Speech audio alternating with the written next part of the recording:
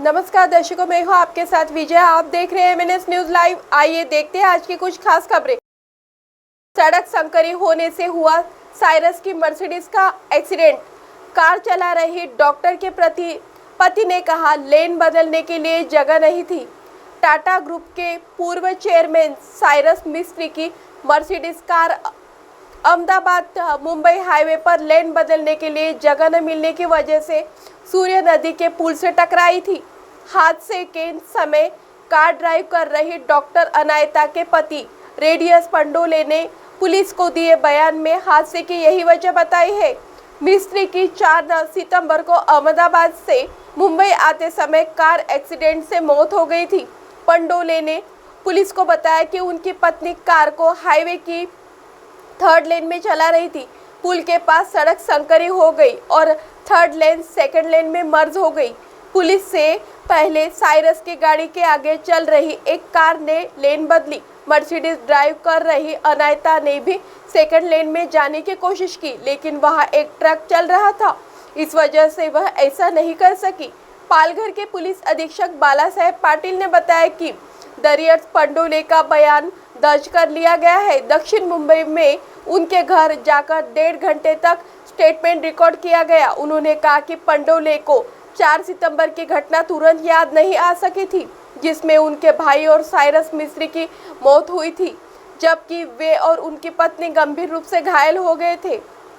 Cyrus हादसे में Tata sons के पूर्व चेयरमैन मिस्त्री 54 वर्ष और उनके दोस्त जहांगीर पंडोले की मौत हो गई थी। गाड़ी चला रही डॉक्टर अनायता 55 वर्ष और उनके पति रेडियस को गंभीर चोटें आई थी। रेडियस पंडोले को इलाज के बाद पिछले हफ्ते छुट्टी दे दी गई थी, जबकि अनायता अभी भी हॉस्पिटल अस्पताल में भर्ती है।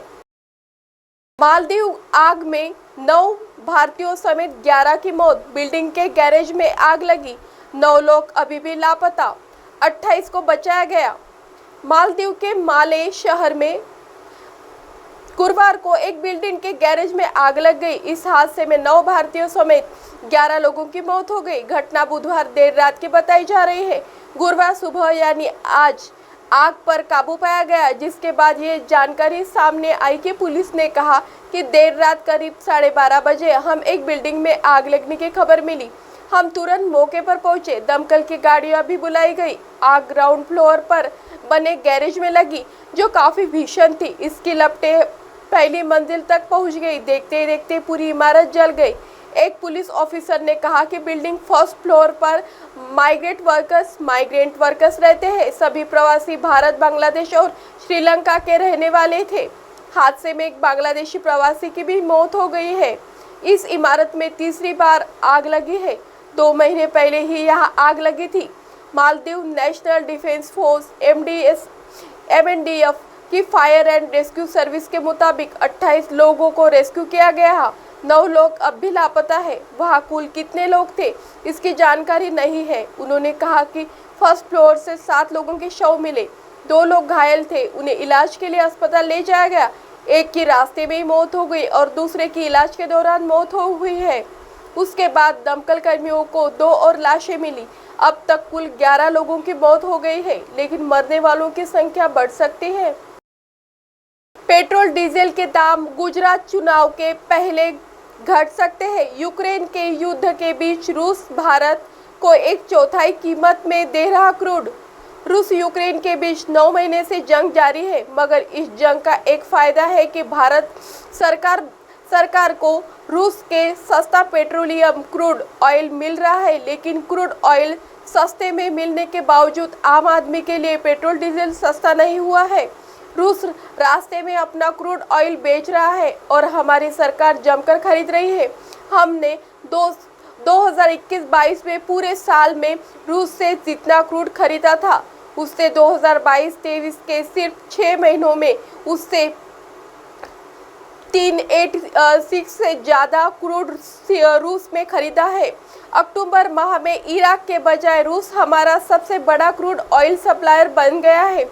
सिर्फ यही नहीं, खरीद भी बढ़ी है, तेजी से बढ़ रही है। आमतौर पर कारोबारी साल के शुरुआती 6 महीनों में सरकार देश की जरूरत के क्रूड ऑयल का 47-48 ही आयात करती है। अमूमन आयात बाद में 6 महीने में ज़्यादा तेज होता है, मगर इस साल अप्रैल के सितंबर के बीच सरकार 54% ज़्यादा क्रूड ऑयल का इस्तेमाल कर चुकी है। 22 मई को एक्साइज ड्यूटी घटाकर केंद्र सरकार ने पेट्रोल डीजल की कीमतों में राहत दी थी। हालांकि अब ये उम्मीद जरूर है कि तेल कंपनियों का बढ़ता प्रॉफिट मार्जिन देख पेट्रोल और डीजल की कीमत में 2 रुपये प्रति लीटर की राहत की जा सकती है। अब आप हमारे चैनल को आपके मोबाइल पर भी देख सकते हैं। मोबाइल ऐप पर देखने के लिए प्ले स्टोर से MNS news TV app download करें। इंस्टा, लिंक, ट्विटर, हाईकुक, फेसबुक और कई सोशल मीडिया के प्लेटफॉर्म पर हमारा चैनल उपलब्ध है। आप इसे यूट्यूब पर भी देख सकते हैं। आप हमारे चैनल को लाइव भी देख सकते हैं www.mnsnewstv.com पर। फिलहाल वक्त तो चला है दर्शकों ब्रेक का। ब्रेक से लौटने के बाद देखिएगा देश और दुनिया की तमाम खबरें। बने रहिए MNS न्यूज़ पर। नमस्कार।